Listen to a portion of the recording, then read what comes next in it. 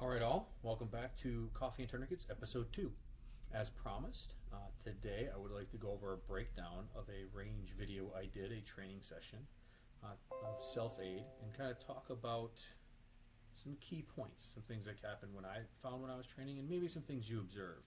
Please feel free to leave comments. That's the point of this, have an open discussion.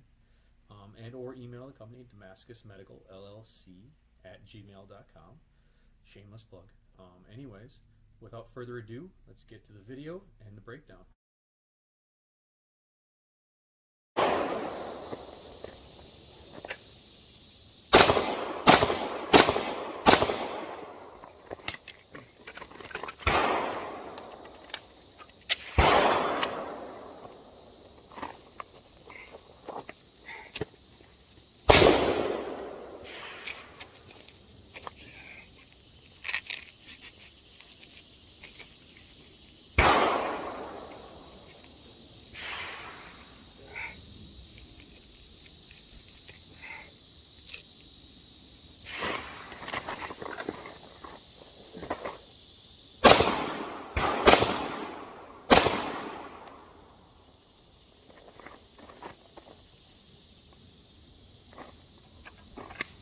Alright, welcome back. Hope you noticed how quick that video was, how short, as it should be in these kind of cases when it comes to care under fire. Now, the purpose of this training video and this training day I had on the range was to, one, stress test my equipment, also to stress test myself, and continue to push myself a little bit in timing and tourniquets.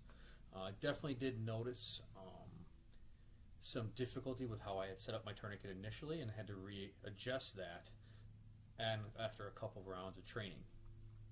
Now, again, the whole point of care under fire, this is the first part, is you engage the threat. You must neutralize or hit or eliminate the threat, make them think twice, what have you. That's the point of care under fire first and foremost. Then you can take care of uncontrolled hemorrhage.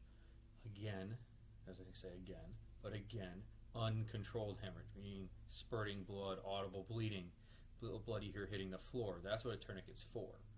So the assumption was I was hit in the arm and had to apply a tourniquet and then re-engage a threat if necessary.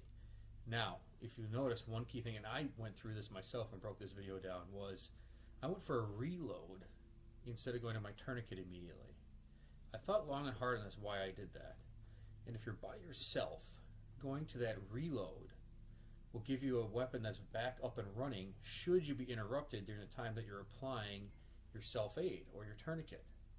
If you have no one else but yourself, an empty gun isn't going to do you any good. So the whole 2 seconds max that the reload took is not going to affect how long it takes you to get a tourniquet on in the end, especially if you've trained on your tourniquets and know you can get one tight on that first throw, and then only a couple of twists and you're done. You reestablish, get that windlass, and then reestablish target picture if you need to. And again, you see me go ahead and reestablish engage a threat after the tourniquet was applied. The point of that was to help push a one-handed draw or a one-handed usage under stress. So again, feel free to comment. Let's take a look at this. Again, went to the reload instead of the tourniquet right away, and after much consideration, I think this was a good move in this situation. Correct me if I'm wrong or you feel differently. Please discuss this. Again, that's the point. Alright guys, until then, layer your training, get out there. Thanks for coming to Coffee and Tourniquets.